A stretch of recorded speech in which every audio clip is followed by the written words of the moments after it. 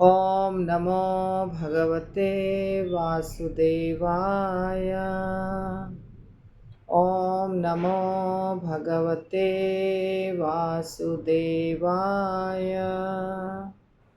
ॐ नमो भगवते वासुदेवाय। नारायणं नमस्कृत्य नरं चैव नरोत्तमं देवीं सरस्वतीं व्यासं ततो जयमुदीरयेत्। नष्टप्रायेषु भद्रेषु नित्यं भागवत सेवया भगवतीरुत्तमश्लोके भक्तिर्भवति नैष्ठिकी। कृष्णाय वासुदेवाय देवकीनन्दनाय च नन्दगोपकुमाराय गोविन्दाय नमो नमः। जय श्री कृष्ण चैतन्य प्रभु नित्यानंद श्री अद्वैत गदाधर शिवासादि गौर भक्तवृंद। हरे कृष्णा कृष्णा कृष्णा हरे हरे, हरे राम राम राम हरे हरे। जय श्री श्रद्धा कुंज बिहारी भगवान की जय। राधा वृंदावन चंद्र भगवान की जय। गौनिताई भगवान की जय। अनंत कोटि वैष्णव वृंद की जय। सितात पत्र व्यजन उपस्कृतः प्रसून वर्ष विवर्षितः पथि पिशंगवासा वनमालया बभौ घनो यथार्को दुपचाप वैद्युतः। सितात पत्र ऐसी भक्ति वेदांत स्वामी शिल प्रभुपाद के द्वारा शब्दार्थ और ट्रांसलेशन शिल प्रभुपाद की जय। सितात पत्र श्वेत छत्र व्यजनैः चामर से उपस्कृतः झूला जाकर प्रसून फूलों की वर्षा से अभिवर्षितः आच्छादित होकर पथि मार्ग पर पिशंगवासा पीतांबर से वनमालया फूलों के हारों से बभौ हो गया घनः बादल यथा जिस प्रकार अर्क सूर्य उडुप चंद्रमा चाप इंद्रधनुष वैद्युतः बिजली से। जब श्री भगवान द्वारका के राजमार्ग से होकर गुजर रहे थे तब एक श्वेत छत्र द्वारा उनके सिर को धूप से बचाया जा रहा था। श्वेत पंखों वाले चामर अर्धवृत्ताकार में जल रहे थे और मार्ग पर फूलों की वर्षा हो रही थी। पीतांबर तथा फूलों के हार से वे इस प्रकार प्रतीत हो रहे थे मानो श्याम बादल एक ही साथ सूर्य चंद्रमा बिजली इंद्रधनुष से घिर गया हो। ये भगवान की ये एनालॉजी जो मैं आप लोग को सिखा रही हूँ उसका उदाहरण है। क्यों एनालॉजी सिखा रही हूँ देखिए आप। बिना एनालॉजी के ये सब शास्त्र का वर्णन हो ही नहीं सकता है, क्योंकि शास्त्र में हम भगवान की चर्चा करते हैं, आध्यात्मिक जगत की चर्चा करते हैं जिनको हमने देखा नहीं है। ना हमने आध्यात्मिक जगत को देखा है, ना हमने भगवान को देखा है, तो उनका वर्णन ऐसे चीज़ों से किया जाता है जिनको हमने देखा है। ठीक है। अनुभव जिसका नहीं है, अज्ञात वस्तु जो है उसके बारे में जानना है तो ज्ञात वस्तु के द्वारा, यानी जिसको जानते हैं उसके द्वारा ही हम थोड़ा बहुत समझ सकते हैं। इसीलिए कह रहे हैं बादल हाँ, श्याम रंग का बादल, यानी भगवान का रंग कैसा है? श्याम वर्ण।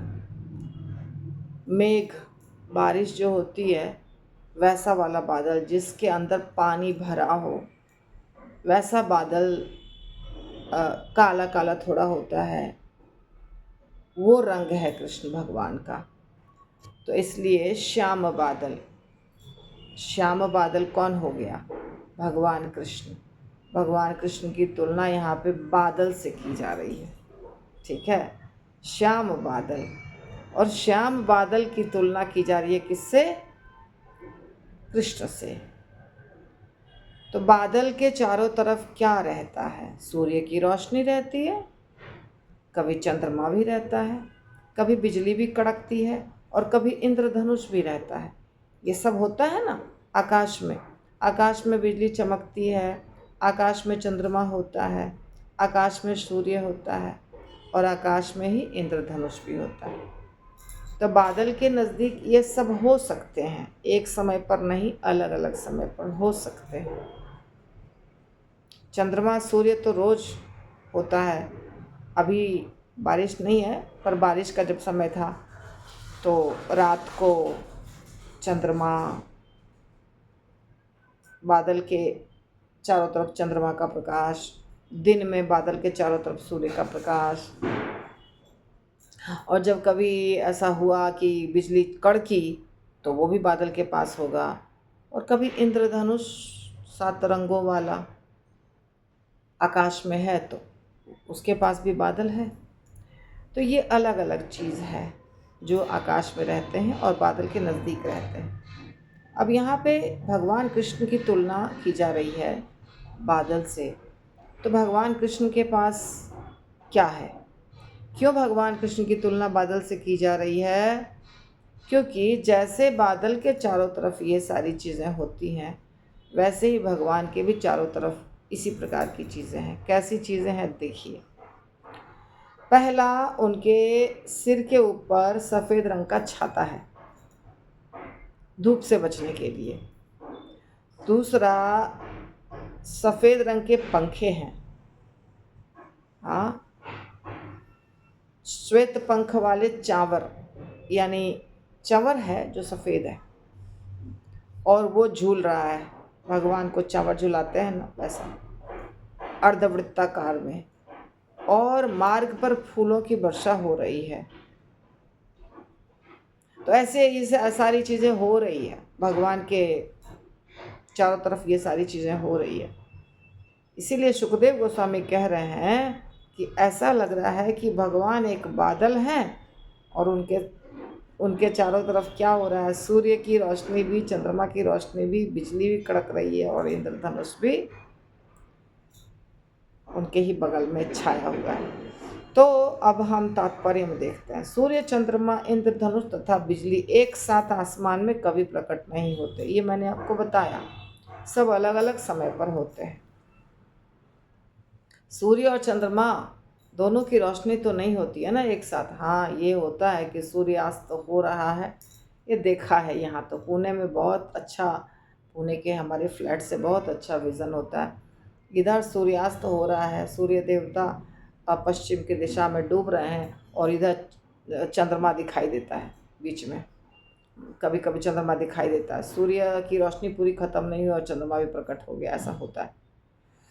तो सूर्य के रहने पर चंद्रमा तो प्रकट हो जाता है, पर चंद्रमा की रोशनी नहीं दिखती है, चांदनी नगण्य बन जाती है। और यदि बादल हो तो इंद्रधनुष तथा इंद्रधनुष उगा हो तो फिर बिजली नहीं चमकती है। बादल हो और इंद्रधनुष हो तो बिजली नहीं चमकती है। तो श्री भगवान के शरीर की कांति वर्षा ऋतु के नवीन बादल जैसी है। उनकी तुलना यहाँ बादल से की गई है। प्रभुपाद भी बता रहे हैं, जो मैंने बताया वो प्रभुपाद भी बता रहे हैं यहाँ पे, कि भगवान कृष्ण के शरीर की तुलना बादल से की जा रही है। उनके सिर के ऊपर जो सफ़ेद छत्र है उसकी तुलना सूर्य से की जा रही है। देखिए, श्रील प्रभुपाद ने यहाँ आपको एनालॉजी को अच्छे से एक्सप्लेन कर दिया है कि कृष्ण की तुलना, भगवान श्री कृष्ण के शरीर की तुलना बादल से की जा रही है, और उनके सिर के ऊपर सफ़ेद छाता है उसकी तुलना सूर्य से की जा रही है। चांवर जो हिल रहा है, डुल रहा है, उसकी तुलना चंद्रमा से की जा रही है। और फूलों की वर्षा हो रही है, ये है फूलों की तरह तारे हैं, तारों से की जा रही है। तारे बहुत सारे होते हैं, जैसे फूल बहुत सारे होते हैं जिसकी वर्षा भगवान पर हो रही है, वैसे आकाश में तारे बहुत सारे होते हैं, तो तारों से की जा रही है। और जो भगवान ने पीताम्बर पहना हुआ है, वस्त्र, धोती, धोती या जो ऊपर उत्तरी ये पहनते हैं, ये सब पीला पीला पहनते हैं, तो उसकी तुलना इंद्रधनुष से की जा रही है।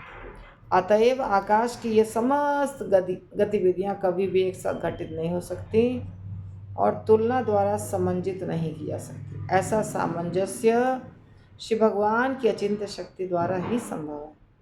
श्री भगवान सर्वशक्तिमान हैं और उनकी उपस्थिति में कोई भी असंभव बात उनकी अचिंत्य शक्ति से संभव बनाई जा सकती है। लेकिन द्वारका के मार्गों से उनके गुजरते समय जो स्थिति पैदा हुई है वो सुंदर थी और उसकी तुलना प्राकृतिक घटनाओं के वर्णन के अतिरिक्त अन्य किसी वस्तु से नहीं की जा सकती। तो जब भगवान थे वहाँ पे, राजमार्ग से गुजर रहे थे अपने राज्य में, भगवान का ही राज्य, नगरी थी उनकी, द्वारका नगरी। तो राजमार्ग से गुजर रहे थे तो जो दृश्य बना हुआ था, जो सुंदरता थी भगवान की, रंग बिरंगा, चमकीला, रंग बिरंगा भी, जैसे अभी पुष्प अभिषेक हुआ, पुष्याभिषेक कहते हैं, तो उसमें कितने सुंदर सुंदर पीले रंग के फूल, सफ़ेद फूल, लाल फूल, गुलाबी फूल ऐसे बारिश कर रहे थे उस पर। ब्रह्मचारी दोनों साइड से खड़े होके, प्रभु जी सब जो करते हैं अभिषेक, तो उसमें वो सुंदरता जो है वो तो और किसी चीज़ से नहीं हो सकती है। वो एक अलग ही सुंदरता है, अद्भुत है। चारों तरफ जो डेकोरेशन था वो भी बहुत सुंदर था। और भगवान पुष्याभिषेक के दिन जो वस्त्र पहनते हैं ना, उसमें भी फूल रहते हैं, फूलों को चिपका के बनाया जाता है। तो यहाँ पे भी ऐसा बताया जा रहा है, प्रभुपाद कह रहे हैं कि भगवान की सुंदरता की तुलना सिर्फ प्रकृति से की जा सकती है, क्योंकि प्रकृति में बहुत सारे रंग हैं ना, प्रकृति में चमक भी है, रंग भी है। हालांकि ये भौतिक प्रकृति है, परंतु इसमें चंद्रमा में एक बहुत सुंदर चंद्रमा की रोशनी आती है, शीतलता है, रोशनी है उसकी, बहुत सुंदर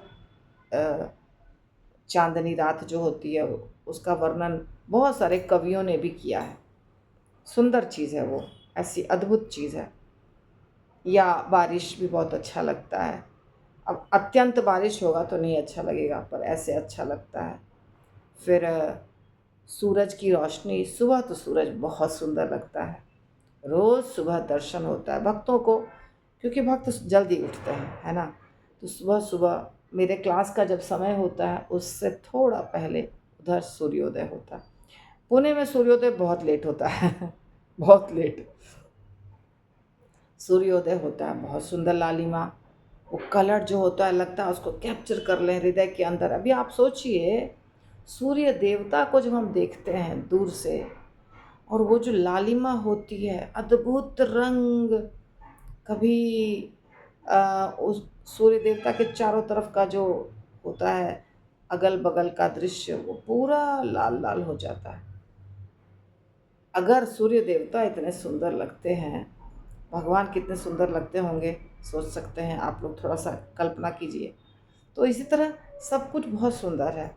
बादल का गरजना, इंद्रधनुष आकाश में जब दिखता है तो कितना अच्छा लगता है।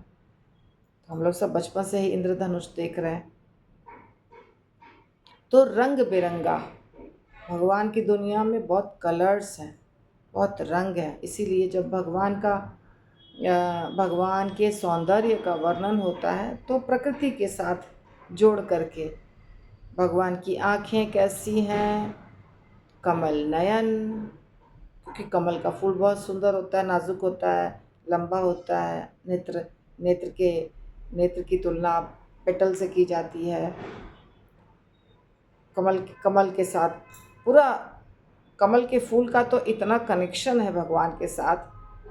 गोलोक धाम भी कमल के ही शेप का है, यहाँ तक कि मायापुर धाम जो नवद्वीप धाम वो भी कमल के शेप का है। ब्रजमंडल भी कहते हैं कमल के शेप का है। चरण कमल, नेत्र कमल, हस्त कमल, सब कमल ही कमल। तो इस प्रकार प्रकृति में जो सुंदर सुंदर नाजुक नाजुक चीज़ें हैं और रंगीली रंग बिरंगी चीज़ें हैं, उससे ही वर्णन हो सकता है, थोड़ा बहुत कोशिश कर सकते हैं।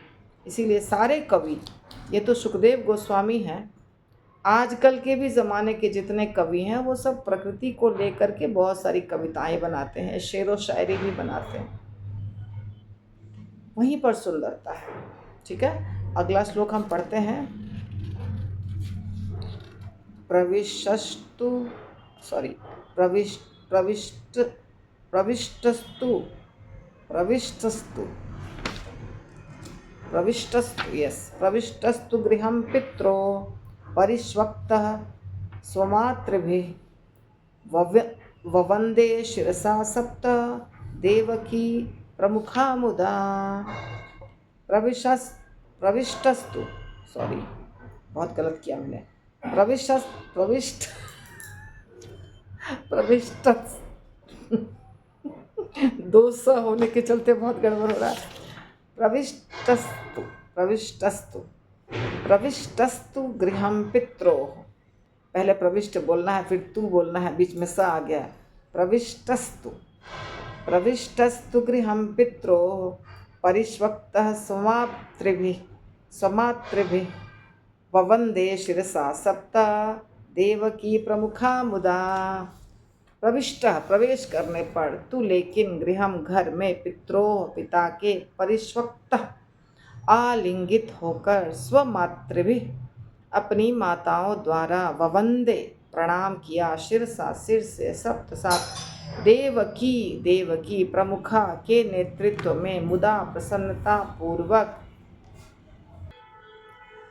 प्रविष्ट प्रवेश करने पर, तू लेकिन गृहम घर में, पित्रोः पिता के, परिष्वक्त आलिंगित होकर, स्वमातृ भी अपनी माताओं द्वारा, ववंदे प्रणाम किया, शिरसा सिर से, सप्त सात, देवकी देवकी प्रमुखा के नेतृत्व में, मुदा प्रसन्नता पूर्वक।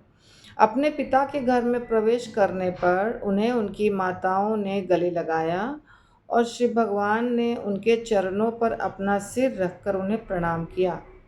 माताओं में देवकी उनकी वास्तविक माता प्रमुख थीं।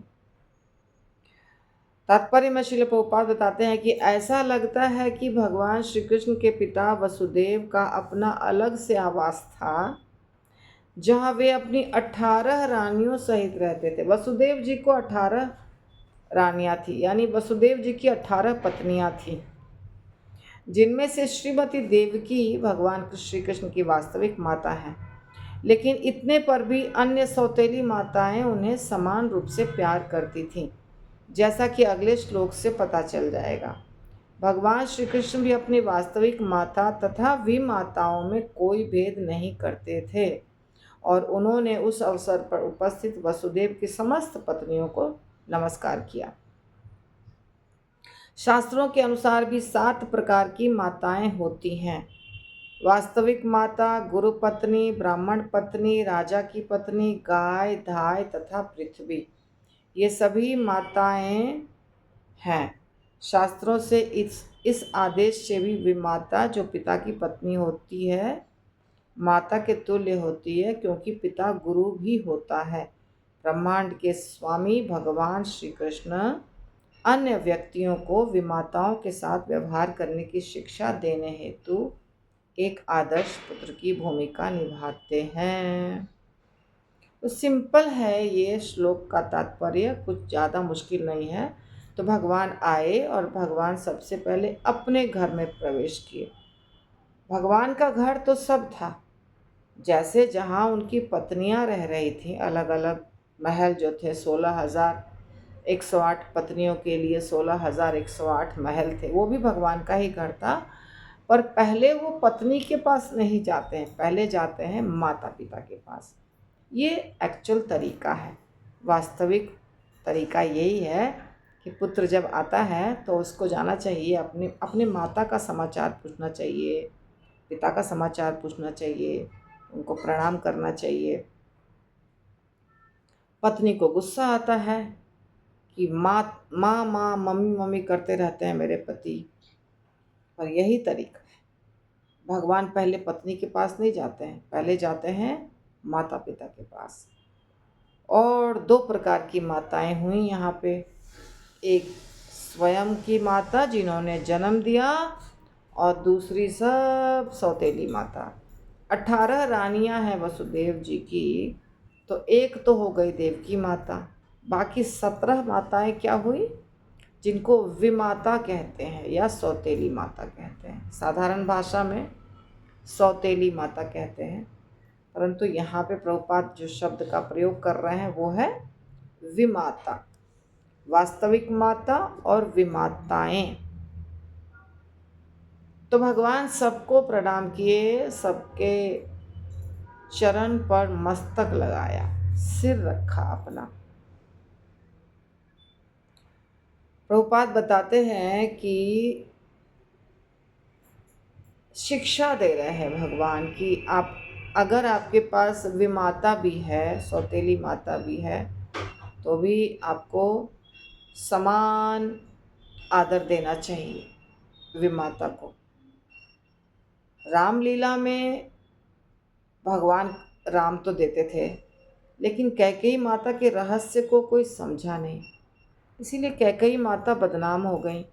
पर भगवान को कैकेयी माता बहुत प्यार करती थी, और भगवान भी कैकेयी माता को बहुत प्यार करते थे। ऐसा नहीं था कि भगवान अपनी माता को ज़्यादा करते थे, वो सौतेली माता, ऐसा नहीं था।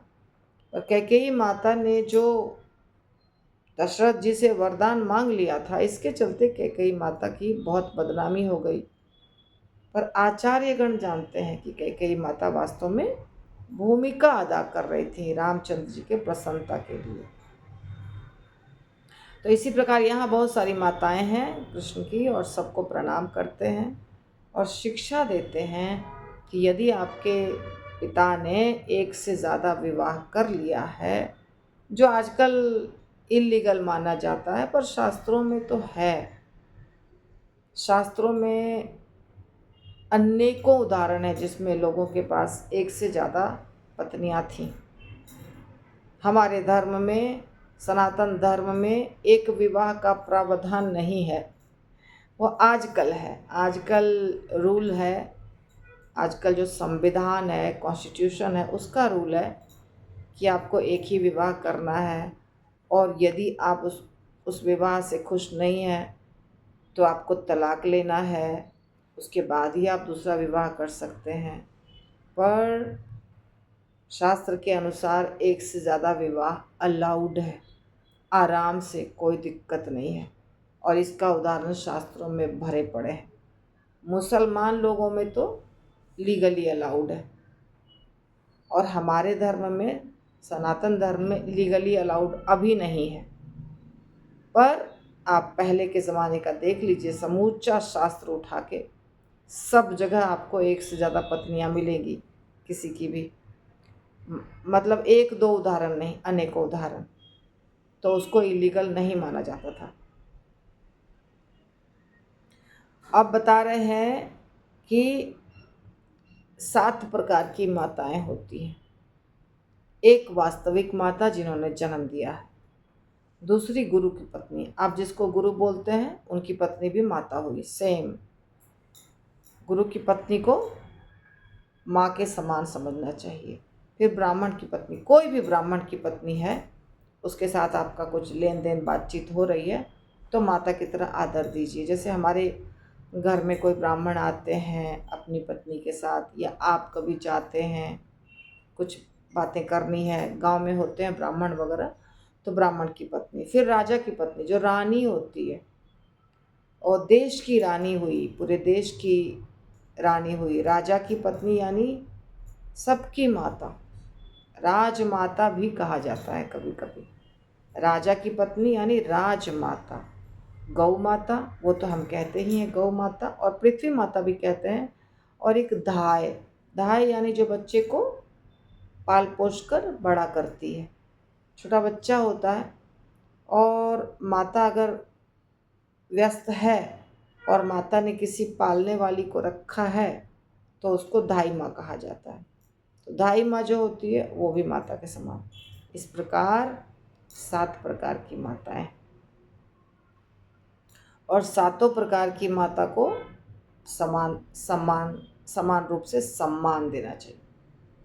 समान रूप से सम्मान यानी आदर देना चाहिए, गलत व्यवहार नहीं करना चाहिए, ये शास्त्र बताता है। ठीक है, तो भगवान उदाहरण देते हैं, खुद करके सिखाते हैं। अगर भगवान नहीं करेंगे तो दूसरे लोग तो बिल्कुल नहीं करेंगे। भगवान कृष्ण ने तो ऐसा नहीं किया, तो हम क्यों करें? इसलिए भगवान क्या करते हैं? करके दिखाते हैं। ताह पुत्रम अंकम आरोप्य स्नेह स्नुत पयोधरा हर्ष विह्वलित आत्मानः शिशुचु नेत्र जय जलय। ताह वे सभी, पुत्रम पुत्र को, अंकम गोद में, आरोप्य बिठाकर, स्नेह स्नुत स्नेह से सिक्त, पयोधरा दूध से भरे स्तन, हर्ष प्रसन्नता, विह्वलित आत्मान से विभोर, शिशुचु नम नेत्रजह आँखों के, जलह जल से। माताओं ने अपने पुत्र को गले के लगाने के पश्चात उन्हें अपनी अपनी गोद में बिठाया। बड़ी माता जो होती है, मतलब माता तो बड़ी नहीं होती है, पुत्र बड़ा भी होता है तो उनको भी गोद में बिठाया जाता है। बड़े पुत्र को भी गोद में बिठाया जाता है। ऐसा नहीं कि छोटे को ही, बड़े को भी। जब लाड़ प्यार ज़्यादा होता है तो बड़े को भी बिठाया जाता है। तो बहुत दिनों के बाद भगवान आए तो उनको बिठाया गोद में। और अच्छा, अभी तो नहीं होता है, ये कलयुग है, पर पुराने ज़माने में जो हम कथा सुनते हैं तो दिखाई देता है यहाँ पर शास्त्रों में, कथाओं में, कि इवन बच्चा बहुत बड़ा है और जब स्नेह उमड़ता है माता का तो दूध बहने लगता है, माता के स्तन से दूध निकल आता है। अब बच्चा 25 साल का है तभी भी ऐसा नहीं कि बच्चा पी रहा है दूध, अभी तो जब पीता है तब तक आता है, एक बार सूख गया, दूध आना बंद हो गया, फिर नहीं आएगा, फिर दूसरा बच्चा जन्म होगा तब आएगा। ऐसे होता है आजकल। पहले के ज़माने में थोड़ा प्रकृति माता ज़्यादा दयालु थी, ऐसा होता था। तो विशुद्ध स्नेह के कारण उनके स्तनों से दूध निकल आया और वे बहुत खुश हो गए, हर्ष से विभोर हो गई, आँखों से आंसू बहने लग गए और भगवान भीग गए। माताओं के आंसू से भगवान भीग गए। इतना माता गोद में बिठा के आंखों से टपाटप, एक माता नहीं 18 माता है। भगवान का शरीर भीग गया। जब भगवान श्री कृष्ण वृंदावन में थे तो गायें भी उनके प्रति स्नेहिल हो उठती थी और वे उनके थनों से दूध दूह लिया करते थे। तो उनकी विमाताओं का क्या कहना, जो उनकी माता तुल्य थी। तो भगवान से सब प्यार करते हैं। गैया भी प्यार करती थी तो गाय को भी दूध निकलने लगता था जब भगवान आते थे उनके नज़दीक और प्रेम से सहलाते थे उनके शरीर को, तो गाय के भी थन से दूध निकलने लगता था और भगवान दूध को निकाल भी लेते थे, पी भी जाते थे। ऐसा होता था, ये लीला भी है। तो आज यहीं तक करेंगे। श्रीमद् भागवतम की जय, श्रील प्रभुपाद की जय, निताई गौतमानंदे, हरि हरि बोल।